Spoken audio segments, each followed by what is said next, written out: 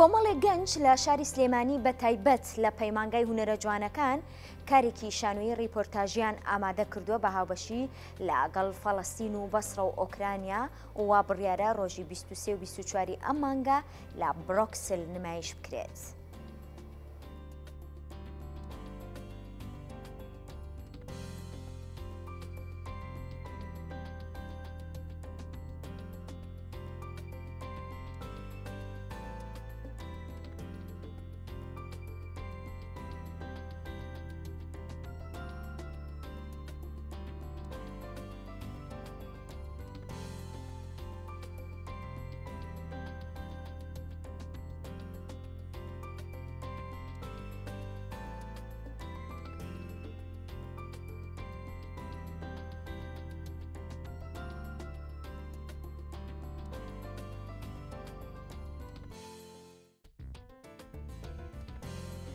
زانیاری زیاتر وەرەگرم لە هونەرمەند سۆران ئەکرام سەرۆکی بەشی شانۆی پەیمانگای هونەرە جوانەکانی سلێمانی.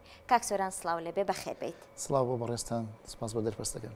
ئەمەیە بپرسم ئەم شانۆیە بۆ بێناو نیشانە؟ ئەمەش جۆرێکی تری ستایلی شانۆییە کە لە هەموو ئەوروپا و جیهانیش ناسراوە کە بە شانۆی ڕێپۆرتاژ. شانۆی ڕێپۆرتاژ حەزەکەم بە کورتی مڕوونکردنەوەیکی لەسەر بم، واتە گێڕانەوەی ستۆریەکان، گێڕانەوەی چیرۆکە واقعەکان لە ڕێی نمایشێکی شانۆییەوە کە ئەم ئەکتەرەیە، ئەم کارکتەرە، ئەم ڕۆڵەت بەرجەستە ئەکات بە تەواوەتی لە ناو لۆکەیشنەکەی خۆیەوە هەڵقوڵاو تاوەکو گەیشتۆتە ئەوەی کە بتوانێت گێڕانەوەی بۆ بکات. ناوڕۆکی ئەم شانۆیە باز لە چیەکە و کێ کاری دەرهێنانی بۆ ئەنجام گەیاندووە؟ کاری دەرهێنانی ژنێکی هونەرمەندێکی هۆڵندیە، خەڵکی هۆڵندە بە ڕەگەز بەس خۆی لە ئیتاڵیادا ئەنیشێت کە زیاتر لە 20 ساڵە لینکی لەگەڵ کوردستانی عێراق هەیە. ئەتوانم بڵێم ئەم ئیشە ئیشێکی دەستە جەمعیە لە نێوان ئێمە کوردستان سلێمانی، پەیمانگای هونەرە جوانەکانی سلێمانی، بەسڕە لەناو عێراقا، فەڵەستین، ئۆکراینە. ئەم کۆنتاکتە چۆن دروست؟ ئەم کۆنتاکتە حتمما ڕوونە ئەو وڵاتانەی کە زوڵم لەکراون بە چەساون.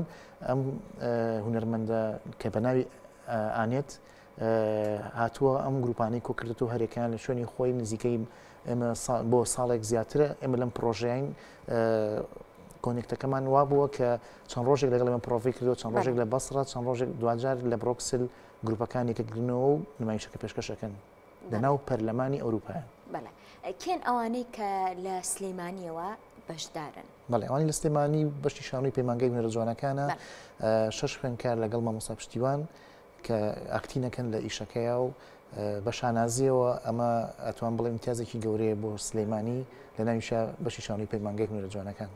هەمیشە پەیمانگای هونەرە جوانەکان بە تایبەت لەم 2 ساڵەی کۆتاییە ئەبینین پرۆژەی تازە، پرۆژەی نوێ، هەنگاوی تازە ئەنێن. ئەمە چۆن دروست بوو؟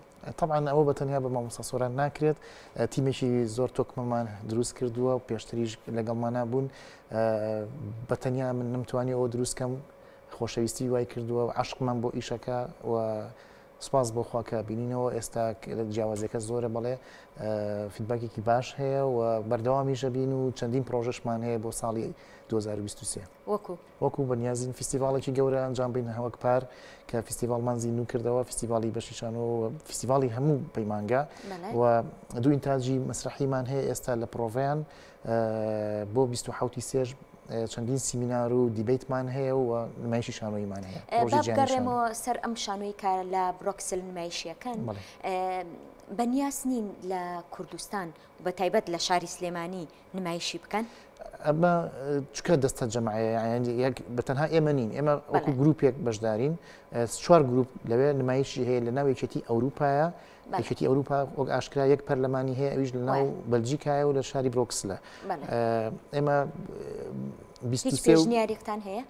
پێشنیارمان ئەبێت لەوێ بەرچاوڕوونیمان هەبێت، ئێمە نمایشەکەمان ئەەکەین. طبعا ئەمە داعی مادی پێویستە، ئەو وڵاتانەکەیەنە ئێرە ئۆکراینە، فەڵەستینە، بۆ نمونە بەسڕەیە، ئەمانە هەمووی بە ئیمکانەتی مادی ئەبێت ئەم شارە و لێرە بمێنێتەوە و کۆنێک بن لێرە و بتوانین نمایشکەین. حەزم کرد ئاماژە بۆ بم کە ئەم نمایشە لە ناو پەرلەمانی بڕۆکسل یەکێتی ئەوروپا لە ناو پەرلەمانە 23 و 24 مانگ نمایشەکرێت. هیوای سەرکەوتنتان بۆ خوازم. سپاس کە ئامادەبووی لەگەڵمان. زۆر سپاس.